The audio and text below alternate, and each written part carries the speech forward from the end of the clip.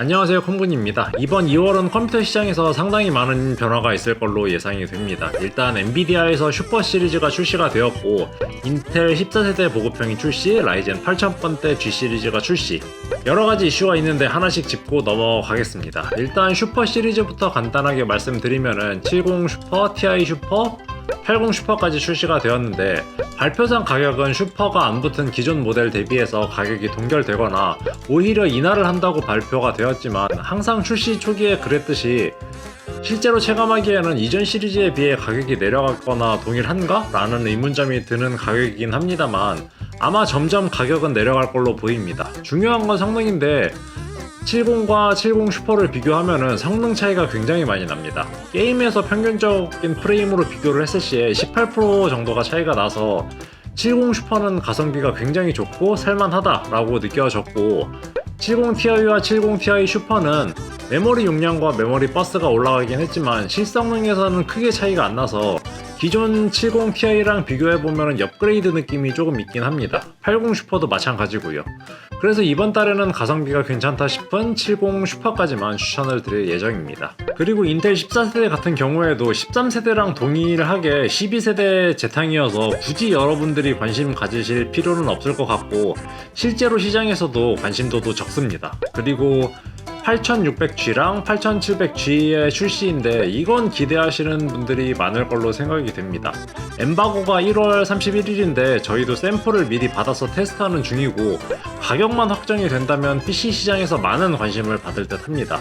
내장 그래픽 성능이 어마어마하게 올라갔고, 8600G 같은 경우에는 1060급, 8700G 같은 경우에는 1650급이라고 하는데, 이게 엄청나게 활용성이 있어 보이는 게, 사실 5600G 같은 경우에는 내장 그래픽 성능이 괜찮다고 해도 게임용이라고 하기에는 사실 애매한 성능이었는데, 1060과 1650급이라고 하면은 그냥 보급형 PC방 정도의 그래픽 성능인데, 이렇게 되면 지금까지는 게임을 잘 하지는 않아도 배그 오버워치 같은 대중적인 게임이나 최근 뜨고 있는 8월드 같은 게임이 뜨면은 한 번씩은 찍먹이라도 하려고 하면은 그래픽카드가 필요했었고, 게임용으로 가장 낮은 1650으로 그래픽카드를 구성한다 해도 그래픽카드 가격만 20만원 가까이 하니까 게임은 안 한다고 해도 이게 게임은 안 돌아가면은 찝찝하죠. 하지만 이것 때문에 그래픽카드를 사는 게 굉장히 부담스러운 점이 있었는데, 저 정도 성능이 탑재되어 있다? 뭐 말이 필요 없죠. 아마 이것도 출시 초기에는 가격이 비쌀 테지만 나중에 가격이 안정화되면 엄청 대중적으로 쓰이는 CPU가 될 것 같습니다. 그리고 요즘 라데온 그래픽카드의 AMMF 때문에 라데온 그래픽카드 문의 주시는 분들이 많아져서 이번 달에는 라라랜드 견적도 구성을 했고, 자세한 내용은 견적을 설명하면서 말씀드리겠습니다. 월간 견적 시작하겠습니다. 첫 번째 견적입니다. 라이젠 4650G가 들어가는 사무용 견적이고요. 6코어 12스레드의 CPU에 내장 그래픽 성능도 준수하죠. SSD 용량도 500GB에 메모리도 16GB로 넉넉하게 구성을 해서 포토샵, 일러스트 포함해서 모든 사무 작업에서 부족함 없이 구동이 가능한 견적이라고 보시면 될 듯 합니다. 두 번째 견적입니다. 인텔 i3가 들어가는 견적이고, 4코어 8스레드의 CPU이지만 사무실에 따라서 인텔이 더 선호되는 경우가 있기 때문에 인텔을 선호하시면 이 견적으로 선택을 하시면 되고, 메인보드에서 지원하는 그래픽카드 포트는 HDMI랑 VGA니까 참고하시면 될 것 같습니다. 세 번째 견적입니다. 라이젠 5600G가 들어가는 견적이고요. 6코어 12스레드의 CPU에 내장 그래픽 성능도 좋아서 사무용에서는 최상급 견적이고, 멀티 성능이 좋아서 보통 모바일 게임을 여러 개 돌리는 분들이 많이 구입하시는 견적입니다. 네 번째 견적입니다. 인텔 i3에 1650이 들어가는 견적이고, 여기서부터는 게임도 잘 돌아간다고 생각하시면 될 것 같습니다. 오버워치, 배그 같은 게임도 옵션 조절만 하면은 144 프레임도 방어가 가능해서 가성비 게임용 견적을 찾으시는 분들에게 추천을 드립니다. 다섯 번째 견적입니다. 인텔 i3에 1660 슈퍼가 들어가는 견적이고, 보급형 PC방보다 조금 더 성능이 좋다고 보시면 될 것 같습니다. 144Hz 모니터를 쓴다고 해도 대부분의 국민 게임은 프레임 방어가 가능해서 아직까지도 가성비로 선호되는 견적입니다. 여섯 번째 견적입니다. 라이젠 5600에 1660 슈퍼가 들어가는 견적이고 CPU 성능이 굉장히 뛰어나서 간단한 영상 편집 작업이나 게임용으로도 가성비가 좋은 견적이라고 보시면 됩니다. 일곱 번째 견적입니다. 인텔 i3에 3050이 들어가는 견적이고요. 나는 가성비보다는 돈을 조금 더 써서 1660 슈퍼보다는 30 시리즈로 가고 싶다라고 하시면 이 견적으로 가시면 됩니다. 여덟 번째 견적입니다. 라이젠 5600과 3050이 들어가는 견적이고 마찬가지로 1660 슈퍼보다 30 시리즈로 가고 싶다라고 하시면 이 견적으로 가시면 됩니다. 아홉 번째 견적입니다. i3와 3060 견적이고요. 3060이 FHD 환경에서는 굉장히 가성비가 잘 나오기 때문에 어차피 QHD 이상의 고해상도 모니터로 게임할 건 아니지만 여러가지 게임을 하고 그래도 적당히 프레임 방어는 잘 됐으면 좋겠다라고 하시면 이 견적으로 가시면 될 것 같습니다. 열 번째 견적입니다. 5600과 3060 견적이고 아무래도 CPU에서는 i3와는 체급 차이가 많이 나기 때문에 CPU를 활용한 작업을 많이 하고 게임에서도 조금 더 프레임을 가져가고 싶다라고 하시면 이 견적으로 가시면 됩니다.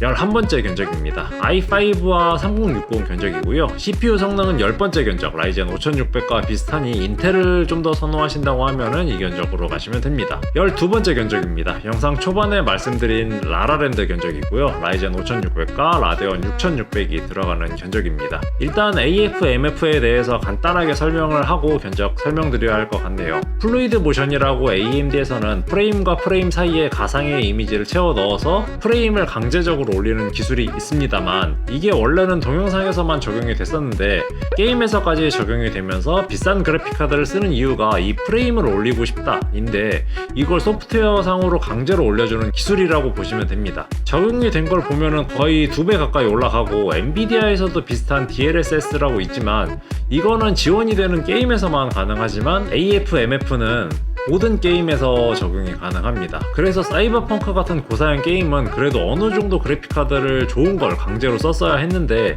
이 기술로 인해서 RX 6600 정도만 돼도 60프레임 이상은 나와주니 많이들 찾으시는 것 같습니다. 다만 소프트웨어로 강제적으로 올린 거다 보니까 아직까지는 완벽하다고 하기가 어렵지만 저도 그렇고 이 정도 가격이면 그래도 신기술도 쓰고 겸사겸사 쓸만하다라고 생각이 되어서 견적으로 구성을 해봤습니다. 여기서부터는 4060 이상이 들어가는 비교적 고사양 견적들입니다. QHD 이상 고해상도로 게임을 하시거나 신작 게임을 즐겨 하시는 분들은 여기서부터 선택하시면 될 것 같습니다. 첫 번째 견적입니다. 5600이 들어가는 4060 견적이고요. 40 시리즈 같은 경우에는 DLSS3를 지원하는 게임에서는 프레임 이득을 많이 볼 수가 있습니다. 그렇기 때문에 고해상도 모니터를 쓰지는 않지만 나는 신작 게임까지 염두를 하고 있다 라고 하시면 이 견적으로 가시면 됩니다. 두 번째 견적입니다. 12세대 i5와 4060이 들어가는 견적이고 나는 라이젠보다 인텔을 선호한다 라고 하시면 이 견적으로 가시면 됩니다. 세 번째 견적입니다. 5600과 3060 Ti가 들어가는 견적입니다. 아무래도 60ti 자체가 깡 성능이 좋다 보니까 아직까지도 찾으시는 분들이 많은 견적입니다. 특히 QHD 이상의 환경에서 괜찮은 성능을 보여주기 때문에 QHD 이상의 고해상도로 게임을 하시는 분들에게 입문용으로 추천하는 견적입니다. 네 번째 견적입니다. 12세대 i5와 3060 Ti가 들어가는 견적이고 마찬가지로 QHD 이상급의 환경에서 게임을 하시고 인텔을 선호한다 라고 하시면 이 견적으로 가시면 됩니다. 다섯 번째 견적입니다. 5600과 4060 Ti가 들어가는 견적이고 60ti 시리즈가 가성비는 항상 좋았었고 이 정도만 써도 대부분의 게임은 풀옵션으로 돌릴 수가 있기 때문에 가장 많이 게임용으로 찾으시는 견적입니다. 여섯 번째 견적입니다. 12세대 i5와 4060 Ti가 들어가는 견적이고 마찬가지로 많이 판매가 되고 있는 견적입니다. 인텔을 선호하신다고 하면은 이 견적으로 가시면 될 것 같습니다. 일곱 번째 견적입니다. 라이젠 7000번대와 4060 Ti가 들어가는 견적이고 나중에 업그레이드를 위해서라도 나는 7000번대가 좋다라고 하시면 이 견적으로 가시면 될 것 같습니다. 여덟 번째 견적입니다. 인텔 13세대 i5와 4060 Ti가 들어가는 견적이고요. 14세대 i5로 구성을 할까도 생각을 했지만 성능 차이가 거의 안 나는데 가격은 차이가 꽤 나서 13세대로 구성을 했고 14세대를 원하시면 CPU 변경을 하시면 될 것 같습니다.